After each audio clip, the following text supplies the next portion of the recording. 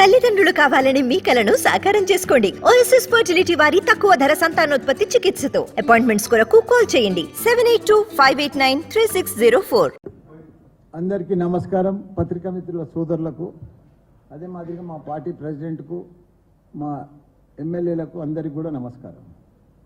ఈరోజు మల్కాజ్గిరి పార్లమెంట్ నియోజకవర్గం కార్పొరేటర్లతోటి, కౌన్సిలర్లతోటి, MPP, ZPTC senior కార్యకర్తలతోటి సమావేశం జరిగింది. ఎంత బ్రహ్మాండంగా జరిగిందంటే, మా వర్కింగ్ ప్రెసిడెంట్ ఉన్నాడు, మా హరీషాన్ ఉన్నాడు, మా పోచారం శ్రీనివాసరెడ్డి అని ఉన్నాడు.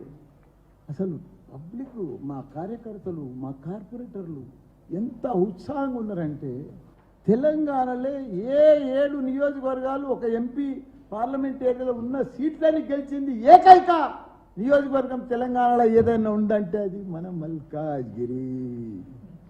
ప్రజలు ఎంత జోష్, ఎంత ఉత్సాహం, అన్ని రకాలు కూడా ఇలా ఆనందంగా ఉన్నారు. వాళ్ళు 3,55,000 మెజార్టీ, ప్రతి ఎమ్మెల్యే 50,000 తోటి గెలిచిండ్రు. అది మామూలు విజయం కాదు. ఇదంతా విజయం. ఎవరి విజయము? దీని బ్యాక్గ్రౌండ్ ఎవరు? మన వర్కింగ్ ప్రెసిడెంట్, మన ఐటీ మినిస్టర్. ఇలా క్లియర్గా మా కార్యకర్తలంతా కూడా ఒక మూడ్ ఆఫ్లో ఉన్నారు. కష్టపడ్డారు, ఫలితం వచ్చింది. మల్కాజ్గిరిలో అన్ని ఎమ్మెల్యే సీట్లు గెలిచినాము, కానీ గవర్నమెంట్ రాలేదు. ఇంత అభివృద్ధి చేసిండు కేటీఆర్. ఐటీ సంస్థలను ప్రపంచానికి తీసుకుపోయిండు.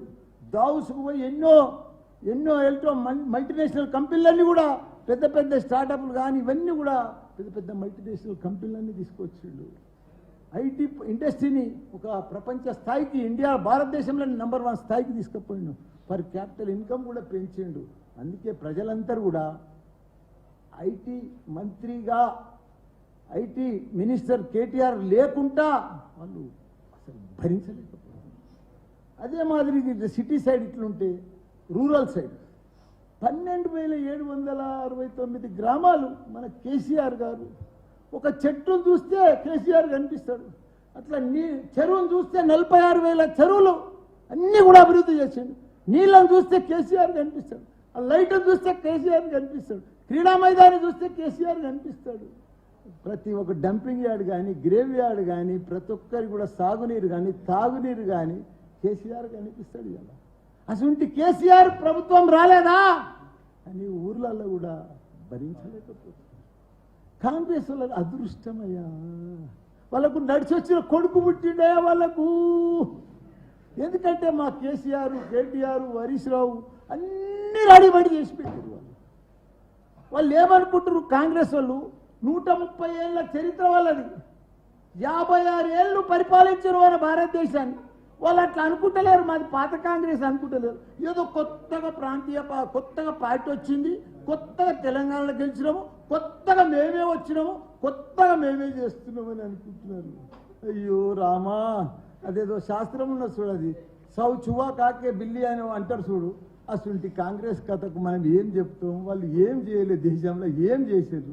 దేశంలో 28 రాష్ట్రాలల్లో కళ్ళల్లో ఒత్తులేసుకొని ఒక మోడల్ రాష్ట్రం చేసిందంటే కేసీఆర్. దేశంలోనే ఏదన్నా అభివృద్ధి చేసిందంటే నెంబర్ 1 రాష్ట్రం ఏదైనా ఉందంటే కేసీఆర్. ఇవన్నిటి పెట్టుకొని ఏదో యూట్యూబ్లల్లో, వాట్సాప్లలో 6 గ్యారంటీలు ఉన్నావా, ఏ గ్యారంటీలు అన్నావు, అన్నావు, వచ్చినావు. ప్రభుత్వం, ప్రజలు నిన్ను కోరుకున్నారు, మేము కూడా స్వీకరిస్తున్నాం, మేము కూడా రిసీవ్ చేసుకున్నాం. రండి మీదేదో చెప్పు. పొద్దుందాకా మినీ క్యాబినెట్ మీటింగ్లే, మినీ డిస్కషన్లే, రోజు చర్చలే, కానీ ప్రజలకు ఇచ్చింది ఏం లేదు. నువ్వు ఎందుకు ఇంత డిస్కషన్లు, ఎందుకు ఇట్లా అప్లికేషన్లు తీసుకోవాల్సి వచ్చింది ఒట్టిగా పేపర్ మీద? ఎందుకు 6 గ్యారంటీల మీద ఫామ్ నింపి అన్నావు? ఆల్రెడీ రేషన్ కార్డు లేదా ప్రజల దగ్గర? ఆల్రెడీ 2,000 పింఛన్ పడతలేదా? వాళ్ళకే ఒట్టు 4,000. ఆల్రెడీ వైట్ కార్డు ఉన్న వాళ్ళకే ఒట్టు, గ్యాస్ సిలిండర్ 500కే. ఇవన్నీ ఎవడు ఆపుతున్నాడు? ఎవరైనా ఆపుతున్నామా? ఇంత పెద్ద నెత్తివాళ్ళు కొట్టుకున్నాడు. ఎందుకు డిస్కషన్? ఆల్రెడీ రైతు బంధు పడతానే ఉంది కదా, వాళ్ళకే ఒట్టేసే పైసలు.